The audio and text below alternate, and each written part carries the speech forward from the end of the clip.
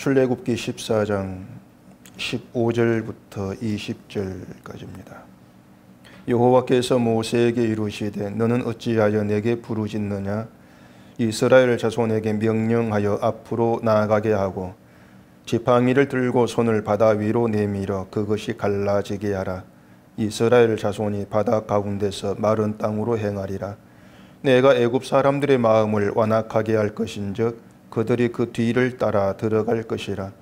내가 바로와 그의 모든 군대와 그의 병거와 마병으로 말미암아 영광을 얻으리니 내가 바로와 그의 병거와 마병으로 말미암아 영광을 얻을 때에야 애굽 사람들이 나를 여호와인 줄 알리라 하시더니 이스라엘 진앞에 가던 하나님의 사자가 그들의 뒤로 옮겨가매 구름 기둥도 앞에서 그 뒤로 옮겨 애굽 진과 이스라엘 진 사이에 이르러 서니 저쪽에는 구름과 흑암이 있고 이쪽에는 밤이 밝음으로 밤새도록 저쪽이 이쪽에 가까이 못하였더라. 아멘. 기도하겠습니다. 하나님께서 이스라엘을 인도하시는 이 말씀 앞에 나왔습니다. 이스라엘을 어떠한 방식으로 인도하셨고 어떠한 뜻 가운데에서 이들을 있게 하셨는가를 배워가게 하시고 하나님 우리를 인도해 가시는 일하심을 깊이 깨달아 아는 복된 시간 되게 해주시옵소서. 예수님 이름으로 기도합니다. 아멘. 자, 지금 이스라엘이 홍해가 앞에 있는 저지에 있고 뒤에는 애국 군대가 지금 추격해 오고 있습니다. 도망칠 곳이 없다고 생각한 이스라엘이 모세를 원망을 하죠. 자기들을 왜 애국에서 이끌어내서 여기 죽게 하느냐, 그 원망이었습니다. 이들 원망 때문에 모세가 하나님께 이제 기도를 한 것 같아요. 그래서 15절 6절 보면은 이렇게 얘기를 하고 있습니다. 여호와께서 모세에게 이르시되 너는 어찌하여 내게 부르짖느냐? 이스라엘 자손에게 명령하여 앞으로 나아가게 하고 지팡이를 들고 손을 바다 위로 내밀어 그것이 갈라지게 하라. 이스라엘 자손이 바다 가운데서 마른 땅으로 행하리라. 이렇게 되어 있죠. 그리고 이제 모세가 이 말씀대로 지팡이를 들고 바다 위로 손을 내밀자 바닷물이 갈라져서 이스라엘의 홍해를 건너고 애굽은 홍해 물속에다 죽었다. 뭐 이런 이야기는 어린애도 다 알고 있는 잘 아는 그런 내용일 것입니다.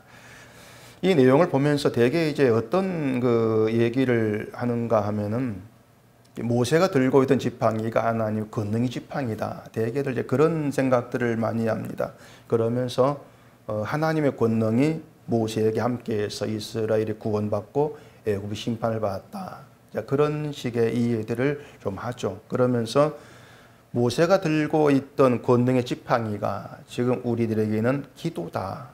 이렇게 또 연결해서도 얘기를 합니다. 그래서 신자의 기도는 이제 하나님으로 하여금 일하시게 하는 권능이 된다. 뭐 이렇게도 얘기를 하는데, 그건 아무리 이제 기도를 하나님 권능 어떻게 말은 이제 맞는 말로 또 된다 할지라도 이 본문 홍해에 대한 이야기에서는 잘못된 이제 해석이라고 할 수가 있을 겁니다. 일단 그 모세가 이제 모세의 지팡이가 등장할 때가 언제인가 하면은 모세가 하나님께 부름 받았을 때에 그 지팡이가 처음 등장을 해요. 그 출애굽기 3장에 보면 하나님께서 모세를 부르시는 내용이 나오는데 모세가 못 가겠다고 이제 발뺌을 하고 있지 않습니까? 그래서 뒤에 4장에 보면은 하나님께서 모세에게 내 손에 있는 것이 뭐냐 이렇게 말씀하시고 모세가 지팡이입니다. 이렇게 대답을 하고 그때부터 모세 지팡이가 이제 등장을 하게 된 것입니다. 그 지팡이는 모세가 양을 치면서 갖고 있던 그 지팡이죠. 그러니까 뭐 특별한 지팡이가 아니에요. 뭐 지팡이를 들고 홍해가 갈라졌다 해가지고 지팡이에 권능이 있어서 그래서 모세 지팡이만 있으면 홍해 갈라질 것이다. 그런 생각은 우리가 할 필요가 없습니다. 설사 모세 지팡이가 지금도 있다 할지라도 그걸 들고 아무리 바닷물을 쳐도 바닷물이 갈라지는 그런 이적은 일어나지가 않겠죠. 특별한 지팡이가 아니에요. 근데 하나님 그 지팡이를 땅에 던지라고 해서 던졌더니 뱀이 되는 일이 있고 또 꼬리를 잡으라 해서 잡았더니 다시 지팡이 된 거. 이것도 다들 기억하실 겁니다. 그리고 또 애굽의 재앙을 내리실 때에 지팡이로 땅에 티끌을 치니까 이가 되는 그런 재앙이 있었고, 또 우박 재앙 때는 모세가 하늘을 향해서 지팡이를 드니까 하나님이 우박을 내리시는 그런 일도 있었습니다.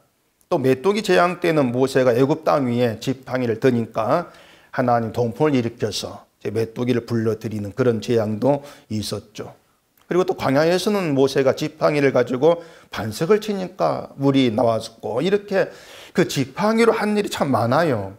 근데 그렇다고 해서 말씀을 드린 것처럼 모세 지팡이가 무슨 특별한 능력이 따로 있는 것은 아니라는 겁니다. 그냥 보통 지팡이인데 하나님께서 지팡이를 통해서 뭘 말씀하는가 하시면은 모세가 일하는 것이 아니고, 모세의 어떤 능력이 있어가지고 모세가 그런 일을 막 일으키는 그런 게 아니고 하나님 일하신다. 그걸 지팡이를 통해서 보이고 계시는 거예요.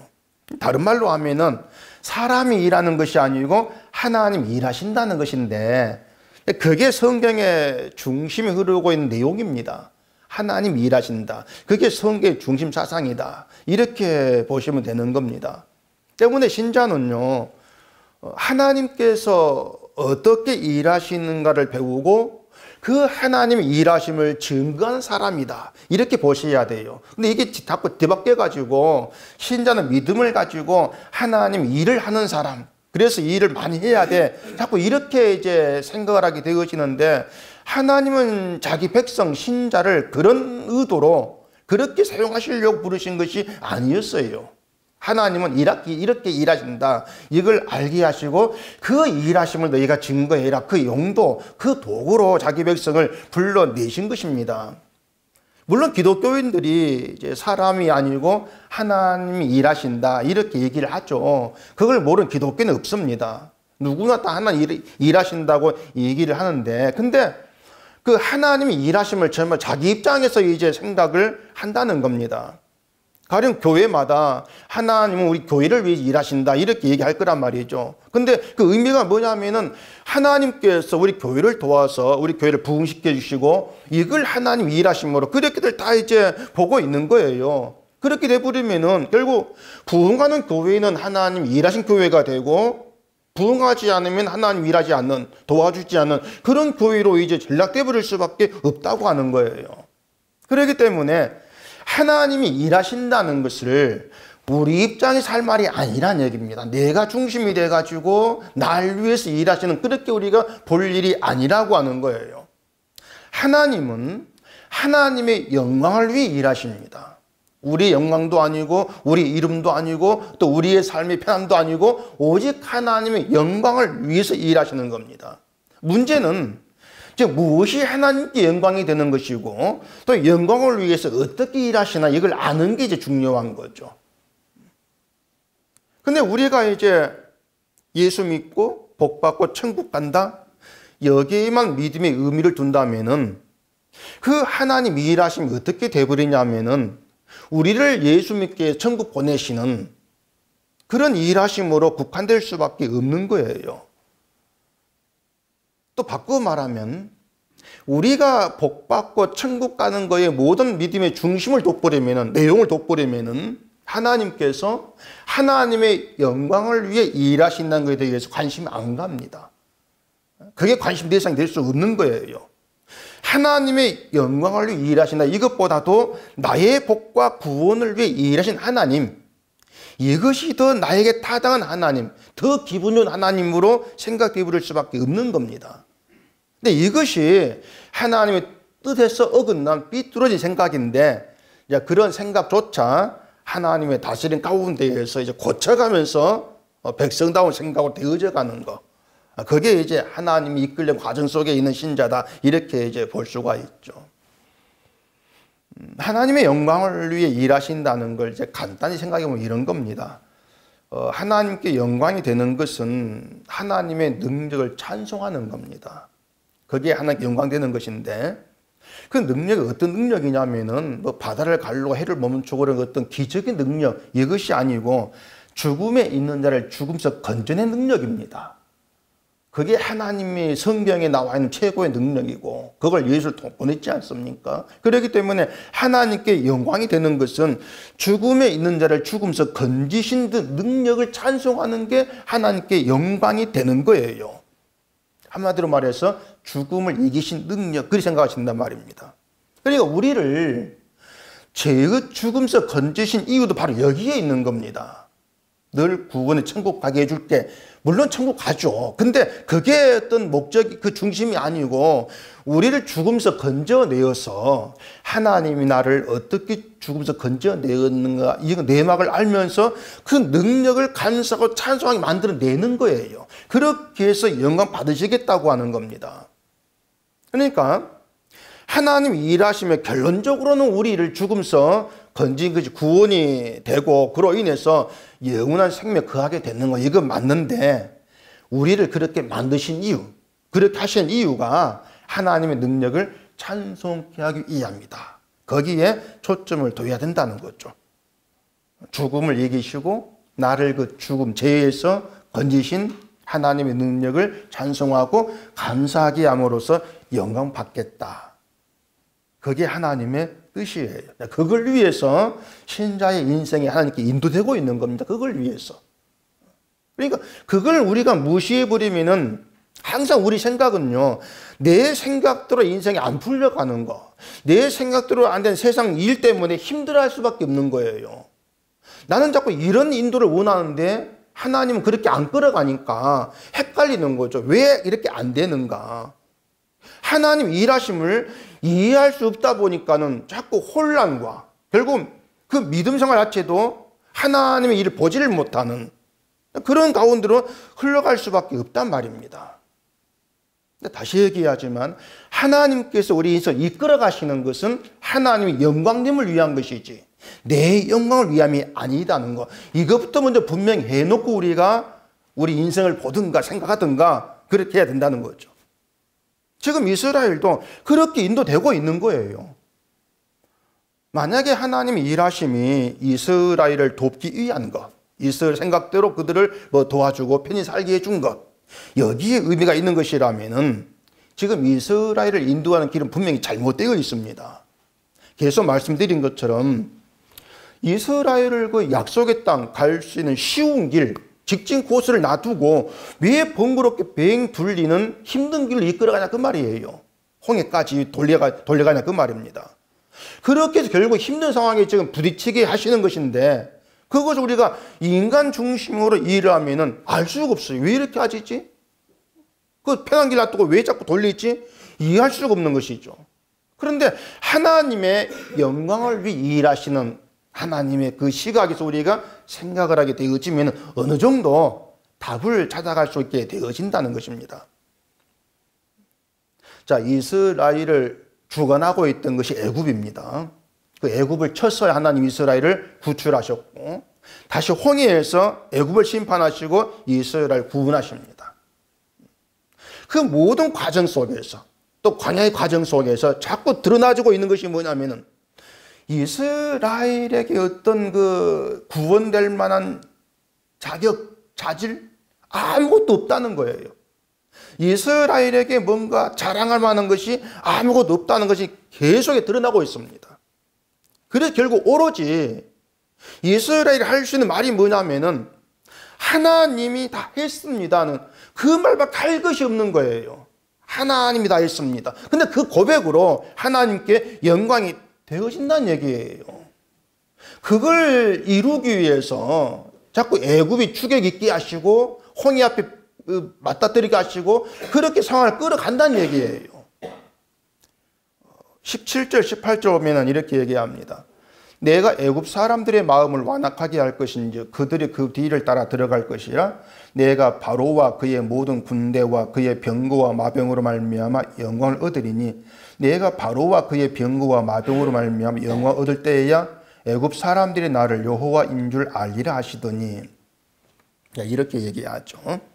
하나님이 애굽 사람들 마음을 완악하게 해서 이스라엘을 뒤를 따라서 홍해로 들어가게 하실 것이고 홍해로 따라 들어간 애국 군대와 병거와 마병으로 인해서 하나님의 영광 얻는다. 이렇게 얘기를 해요. 이스라엘의 입장에서는 홍해로 들어온 애국 군대가 몰살당한 것이 구사일생이 됩니다. 죽음의 위기에서 살아난 거죠. 그래서 홍해를 건넌 후에 그 하나님의 구원으로 인해서 찬송을 했습니다. 근데 하나님이 애국 군대로 말미암아 영광을 얻으신다 이렇게 얘기해요. 애국 군대로 말미암아. 그러니까 무엇이 어떻게 애국 군대가 하나님께 영광이 되냐고 하는 거죠. 그래서 우리가 이 본문 같은 이런 내용 보면서 하나님 이스라엘 구원했는데 홍해를 갈라가지고 간단히 우리가 보고 끝낼 그런 내용이 사실 아닌 겁니다. 성경을 자꾸 우리가 그렇게 겉만 보고 넘어가게 하게 되어지면은요, 하나님 우리가 위기에 처했을 때에 이스라엘을 도우신 것처럼 우리를 도우신다는 어떤 그런 적용 아닌 적용으로 하나님을 자꾸 잘못 오해하는 그런 방향으로 나갈 수밖에 없어요. 자, 만약에 애국 군대가 홍해를 따라 들어가지 않고 애국으로 돌아가 버렸습니다. 바다가 무수 안 들어가고 돌아갔다 합시다. 그래 이야기가 어떻게 되겠습니까? 사실 이스라엘이 그 갈라진 바닷속으로 들어갔다고 해서 그 뒤를 따라 들어간다는 것이 쉬운 일은 아닐 거예요. 그 깊은 강물이 양쪽 갈라졌고 이스라엘 건너고 있지만은 다시 물이 합해져 버린다면은 이스라엘과 함께 바닷속에서 수장될 수가 있다. 죽을 수가 있다. 그 생각을 안 할 수가 없죠. 저 위험해. 그 생각이 있을 거란 말입니다. 그래서 하나님이 애굽 마음을 완악하게 해서 이스라엘을 포기하지 않고자 하는 그런 집착으로 들어가게 만들었다는 얘기예요. 인간의 완악함으로 인해서 홍해에서 들어가도록 그렇게 만드신 것이죠. 그런데 애굽이 들어가지 않았다면 이스라엘만 홍해를 건너게 됩니다. 애굽 없이 이스라엘만 건너요. 그렇게 되어지면은요, 그냥 단순히 하나님이 이스라엘 도와서 홍해를 건너게 했다. 이런 의미로만 설명이 될 겁니다. 그런데 애굽 군대가 홍해에 죽고 이스라엘이 살았다. 여기서 의미가 달라져 버리는 거예요. 애굽이 들어가서 죽임으로 인해서. 왜냐하면은 자, 홍해에서 애굽 군대는 죽이고 이스라엘을 구출한 이유가 뭡니까? 이런 물음이 가능해져요. 애굽 군대 없어 그런 물음을 할 수 없죠. 근데 애굽 군대 들어감으로 인해서 아니 왜 애굽은 죽이고 이스라엘 살립니까? 이런 물음이 가능해지죠. 이것을 19절, 20절에 이렇게 얘기합니다. 이스라엘 진 앞에 가던 하나님의 사자가 그들의 뒤로 옮겨가매 구름 기둥도 앞에서 그 뒤로 옮겨 애굽 진과 이스라엘 진 사이에 이르러 서니 저쪽에는 구름과 흑암이 있고 이쪽에는 밤이 밝음으로 밤새도록 저쪽이 이쪽에 가까이 못하였더라. 자, 이렇게 되어 있죠. 이스라엘 앞에는 구름 기둥과 불 기둥이 있어서 이제 그걸 보고 나아갔다 했습니다. 근데 애국 군대가 추격이 오니까 여호와의 사자가 이스라엘 뒤로 갔다는 얘기예요. 그래서 구름 기둥도 그냥 따라서 이스라엘 뒤로 옮겨갔다는 얘기입니다. 그렇게 해서 애국 군대 쪽에 구름과 흑암이 있게 돼요. 구름 기둥이 뒤로 갔으니까 애국 군대 쪽에 구름과 흑암이 있고 이스라엘 쪽에는 불기둥이 있으니까 불기둥이 있어서 밝고 그렇게 이제 나누어진 것이죠. 그럼 애굽이 이스라엘 쪽으로 가까이 못했다 이렇게 되어 있는데 이게 뭐냐면 한마디로 말해서 애굽은 흑암, 이스라엘은 밝은 빛 이렇게 나눠버리는 거예요. 하나님이 애굽과 이스라엘을 구분해버리는 것입니다. 애굽이 추격이 오고 함으로 인해서 구별됨이 이렇게 하나님이 보이고 계시는 것이죠. 그 애굽은 이스라엘을 가까이 할 수 없는 존재. 자, 이렇게 구별한 이유가 뭐냐면은 이스라엘이 애굽보다 잘나서가 아니란 얘기입니다. 여기 광야에 있는 이스라엘이 어떤 사람들인가 하면요, 그냥 이스라엘이 아니고 애굽에 있었던 죽음의 재앙에서 어린 양의 피를 문설주에 발라가지고 그 피로 인해서 죽음의 재앙에서 구출된 사람들이 나왔습니다. 그 사람들이에요.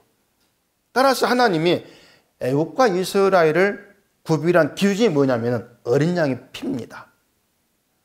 불기둥이 있는 밝음이 있는 이쪽은 어린 양의 피로 인해서 구원받은 백성들, 어린 양의 피가 있는 백성들. 저 반대쪽 애굽은 그 피가 없는 존재들, 죽음의 존재들, 이렇게 나눠버리는 거예요. 그렇게 나누어 놓고 애굽 군대도 이스라엘 똑같이 홍해에서 들어가게 만든단 말입니다. 완악함으로 인해서. 그 홍해 속에서 애굽 군대가 죽었다는 얘기는, 그리고 이스라엘 살았다는 얘기는 그 빛과 어둠으로 구별된 것이 죽음과 생명에 나누어진 그런 기준이고 그런 모습으로 증거가 되어버린단 말입니다. 그러니까 홍해 사건이 뭔가 하면은 하나님은 이미 이스라엘과 애굽을 어린 양의 피를 근거해서 구별해내시고 그 피를 기준해서 심판과 죽음과 생명을 나눠버린다는 그 방식을 계속 보이고 계시는 거예요. 그리고 이스라엘 홍해에서 구원하신 것은 어린 양의 피가 이스라엘을 살게 한 생명이고 그만큼 가치는 복된 것이다. 이걸 드러내고 계신다는 얘기입니다. 인간성은 똑같아요. 애굽이나 이스라엘 똑같은데 죄의 존재인데 이스라엘은 어린 양의 피가 그들의 모든 죄를 덮는 은혜 아래에 있었고 이스라엘은, 애굽은 그 모든 죄가 드러나는 그런 처지에 있더라는 거예요. 그 죄로 인해 애굽은 어두운 흑암이고 이스라엘은 그 어린 양의 피가 죄를 덮고 있기 때문에 빛이다. 구별되어 있는 것이죠. 이렇게 하나님은 이스라엘에게서는 그들의 어떤 자질, 믿고 어떻게 했는 그런 행동, 그게 전혀 아니고 피의 은혜만 보시는 겁니다. 이스라엘에게서는, 애굽에서는 그 죄를 보시고 심판을 행하신다는 것이죠. 이게 뭐냐면요, 이래요. 하나님은 어린 양의 피라는 언약으로 일하시고 언약 안에서 자기의 백성을 구원하시는 하나님이시다. 그렇게 증거가 되고 있습니다. 그래서 하나님은 언약으로 일하시고 홀로 모든 일을 이루십니다. 이런 고백을 하게 되어지는 그들을 하나님 진짜 이스라엘, 내 백성, 이렇게 간주를 하신다는 거예요. 그런 이유 때문에 애국 군대가 하나님께 영광이 된다. 그렇게 말씀을 하고 있는 거죠. 애국 군대가 하나님께 영광 돌렸다는 것이 아니고 그 애국 군대를 이용해서 하나님이 영광을 받으신다는 거예요. 그러니까 이스라엘에 필요한 게 뭐냐면은 애국 군대가 홍해에서 죽는 걸 보면서 자기들도 죽음에 처할 존재임을 알아야 돼요. 그게 중요한 거였죠. 그게 인간, 자기 존재 근본을 아는 것이고 자기 존재 근본을 확실히 안다면 내가 했습니다 말을 절대로 할 수 없게 되어진다는 얘기입니다. 하나님이 했습니다. 이 말밖에 할 말이 없게 되어지는 것이고 그게 하나님께 영광이 되는 거예요. 출애굽기 4장에서 모세가 지팡이 던지니까 뱀이 되고 뱀이 꼬리를 잡으니까 단 지팡이 됐지 않습니까? 그 당시만 해도 모세는 애굽으로 가라는 하나님의 말씀을 거부했습니다. 왜냐하면 내가 이런 생각하니까 나 힘이 없는데 거부하는 것이죠. 근데 모세에게 지팡이가 뱀이라는 기적을 보이신 것은 애굽이 뱀이라는 거예요. 애굽이 뱀의 수을 가진 죽음의 존재다. 이걸 보이시는 것이죠. 그 창세기 3장 15절에 이렇게 말씀을 합니다. 내가 너로 여자와 원수가 되게 하고 내 후손도 여자의 후손과 원수가 되게 하리니 여자의 후손은 내 머리를 상하게 할 것이요 너는 그의 발꿈치를 상하게 할 것이니라 하시고, 이게 하나의 언약이에요. 언약인데 애굽을 뱀의 후손이라고 하면은 뱀의 머리를 상하게 할 것은 여자의 후손이죠. 그럼 모세가 여자 후손 역할을 하고 있단 말입니다. 만약 그렇다면 모세가 뱀의 머리를 잡아야 되겠죠.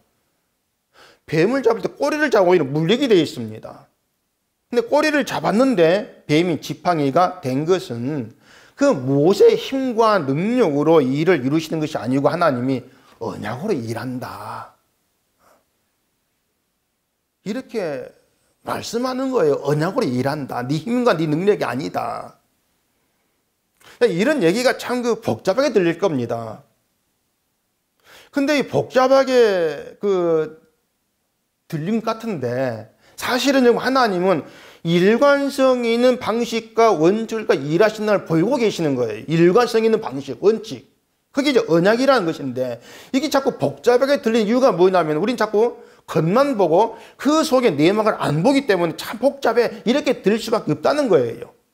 이 사건을 통해서 하나님 어떤 원칙, 일관성의 일을 보면 되는데 그걸 못 보고 있다는 것이죠. 결국 가장 쉽게 얘기하면은 이런 내용들을 우리에게 뭘 보게 하는가 하면은 예수님의 십자가를 보게 하는 겁니다. 다 이 사건이 예수의 그 피 흘림 십자가 통해서 이루어진 것이거든요. 이 모든 내용으로 예수의 십자가를 보게 하는 것이죠. 항상 말씀을 드리지만은 구약이 없이 십자가만 등장을 하게 되면은 사람들은요 구약에서 볼 걸 못 보게 됩니다. 그게 뭐냐면은 구약이 말하는 것은 인간의 실패예요. 너희가 이래서 죽음의 존재야. 우리 존재의 근본을 보게 한 구약입니다. 그렇기 때문에 구약을 통해서 신약을 하게 되면 아 내가 이러한 존재, 죽음의 존재, 실패 존재인데 예수의 십자가로 인해서 내 죄가 용서가 되었고 십자가는 하나님의 언약의 이루심이구나. 결국 하나님이 언약으로 일하시고 하나님이 다 했구나 이렇게 나가야 되는데 구약을 빼버리면은 결국 나의 실패를 우리는 모르는 게 되어지니까 내가 예수를 믿고 내가 차례가 내가 구원받고 이런 방식으로 할 수밖에 없는 거예요. 그게 잘못된 거라는 얘기입니다. 그래서 자꾸 우리가 성경을 통해서 늘 봐야 되는 것은 인간이 우리가 죄로 말미암은 죽음의 존재라는 거. 이걸 절대 놓치면 안 돼요. 그 죽음의 존재라는 것을 놓쳐버리는 사람들이 하는 말이 뭐냐면 믿음으로 합시다. 믿음이 있으면 우리가 하나님 일을 못할 것입니다. 늘 그렇게 나가게 되어지는 거예요. 하나님 우리를 그런 의도로 그런 용도로 부르지를 아니했는데 그래서 구약에 존재하고 구약에 증거하는 것은 인간은 죽음의 존재일 뿐이야. 그렇게 드러내고 있죠. 그렇게 우리를 인간의 본래 자리로 데려가는 것, 끌어가는 게 구약입니다. 그래서 우리가 구약을 제대로 보지를 못하면은 인간의 본래 자리가 뭔가를 알지를 못하고 그것 때문에 내가 예수 믿고 내가 자리 천국 가고 신앙생활도 내 힘으로 하고 그래 복 받고 이걸 당연하게 생각을 해버리죠. 지금의 교회가 믿음을 그런 방향으로 말하게 되어지는 것도 인간의 본래 자리를 자꾸 안 보는 겁니다. 그걸 무시해버리는 거예요. 안 생각해요. 인간은 죽음의 존재이기 때문에 그 죽음의 존재에서 나올 수 있는 것은 죄밖에 없다. 그걸 알지를 못하는 거죠. 그러다 보니까 믿음으로 열심히 합시다 이런 말을 당연하게 듣게 되어버린다는 얘기입니다. 그 지팡이를 들고 손을 바다 위로 내밀어 이 말씀에도요 무슨 지팡이에 무슨 권능이 있고 무엇이 권능과 순종함으로 일이 이루어지고 이렇게 받아들이는 것도 인간의 근본 존재가 죽음을 모르기 때문에 그래요. 모세 지팡이는 하나님이 언약으로 일한다. 이걸 의미하는 것이라겠습니다. 지팡이 들고 이 말도 너희의 네 능력, 네 힘이 아니고 언약을 이룬 내가 일한다. 그걸 나타내고 있는 것이죠. 지팡이가 뱀으로 변하고 뱀은 꼬리 잡으니까 지팡이 되고 이런 것들이 그것을 얘기해 주고 있어요. 그 지팡이가 뱀이 된 기적 다음에 모세의 손이 문둥병에 걸리는 것도 나오죠. 다시 말해 모세도 문둥병이라는 저주 존재밖에 안 된다는 거예요. 그게 모세의 본래 자리입니다. 저주의 존재다. 그렇기 때문에 그런 모세로 되어지는 것은 아무것도 없는 거예요. 결국 모세는요 하나님이 언약으로 일하신다는 것을 보여주는 증거자의 길로 인도되고 있을 뿐이라는 얘기입니다.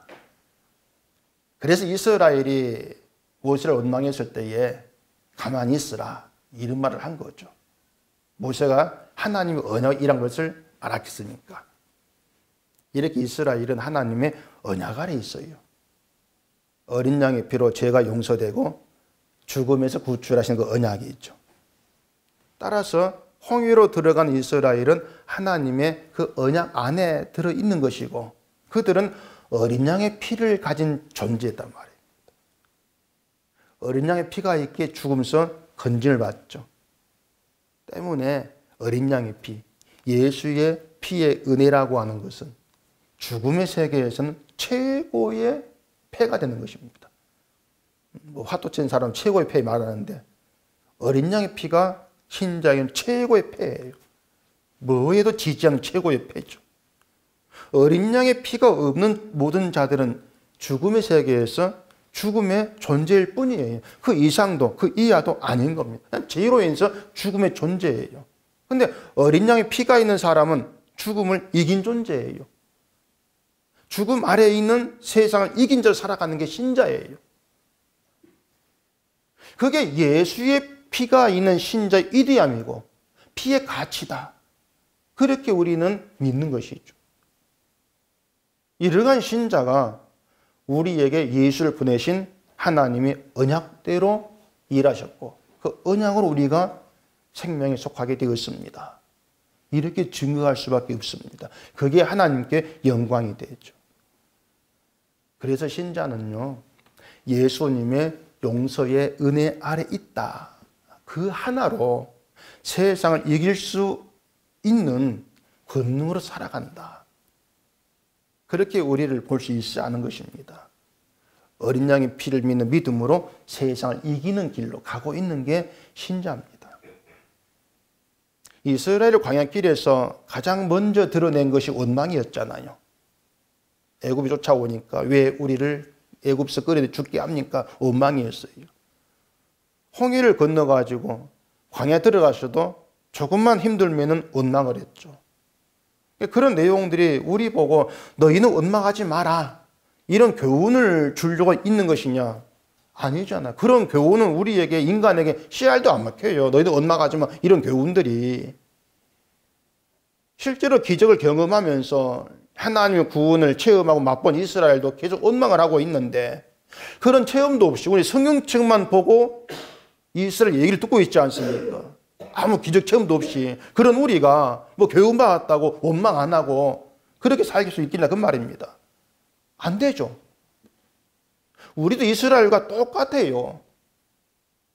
지금까지 하나님께서 편안하게 잘 먹고 잘 살겠다고 감사합니다. 이렇게 하다가도 있는 것 사라지고 고통에 처하면 원망이 나올 수밖에 없습니다.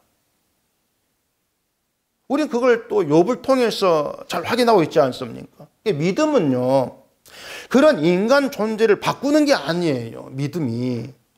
오히려 반대로 이게 인간의 실제 존재라는 것을 확인하고 또 확인하게 하는 게 믿음이에요.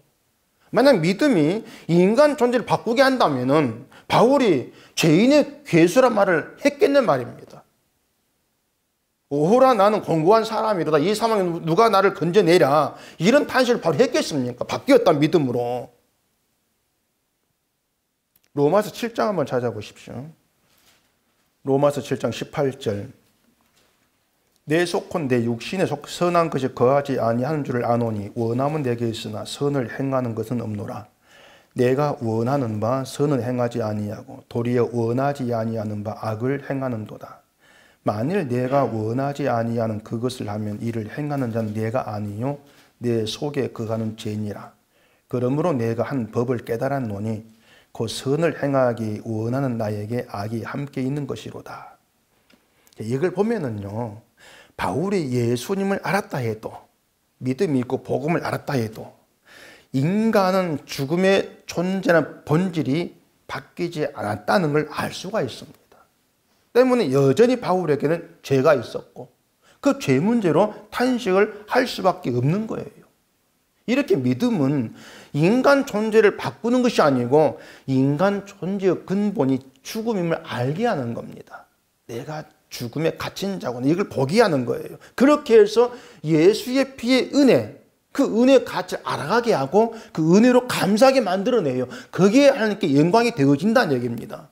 그렇기 때문에 죄를 짓지 않으려는 노력 가지고 천국 못 갑니다. 갈 수가 없어요. 죄를 짓지 않고 그것을 자기 의로 삼아가지고 천국 가겠다. 이건 바리새인 방식이에요.